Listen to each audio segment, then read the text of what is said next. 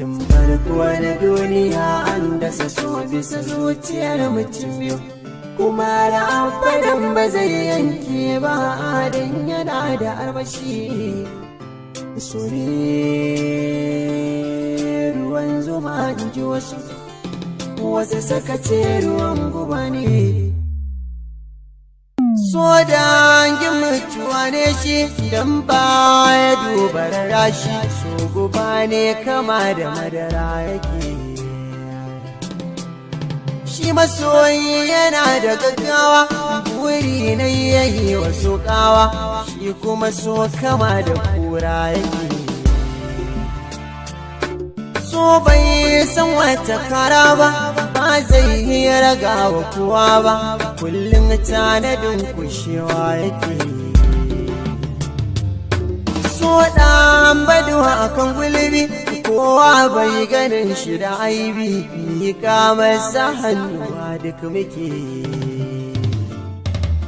Shi so akwai yawan tsawa, gashi zai yi saka ka gaggawa, shi ma na ga sanya a ruwa yake. So ne bakin duhu zalla, a fakai ce zai yi ma illa, ciwon so baya bitar sassake. Makarantar sako akwai girma, ɗaliban ta har da gogarma, shi ma so saka shi kuka yake. So ya wuce zuma daɗi, zai sa ka dinga karaɗi, daga kaɗan ɗane shi su ma ake. Ɗacin saba kwatantawa, da farin ciki ya rusawa, mai yin so zai gane soya yake. Baka yi ba ka gane soya yake.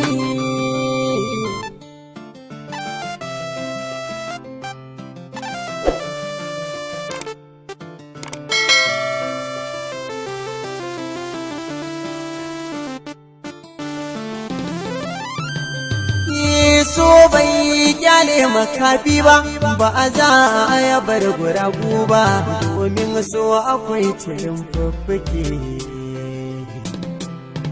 Ba za ka rabe ga yara ba, wanda ba so ta kyara ba, su ma zabarar da su so yake. Na ji masoya ba su san kalmar rabewa, inda sabo sai kamata yo ganewa. So ba za ya kyale tsofi ba, kuma bai tsallake makwabci ba, na gane shi illatarwa yake.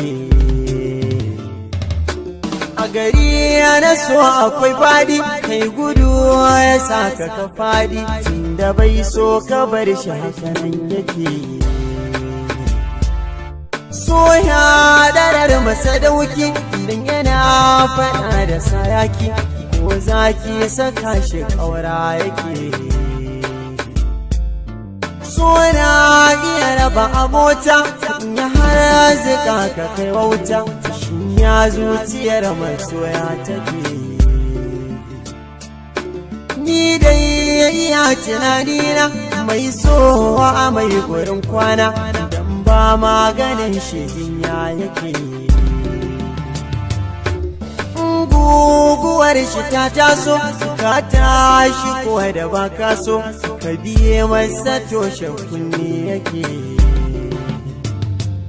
So yana rufe idaniya na sani,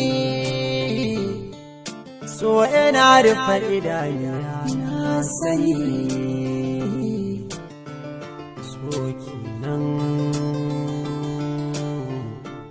So kenan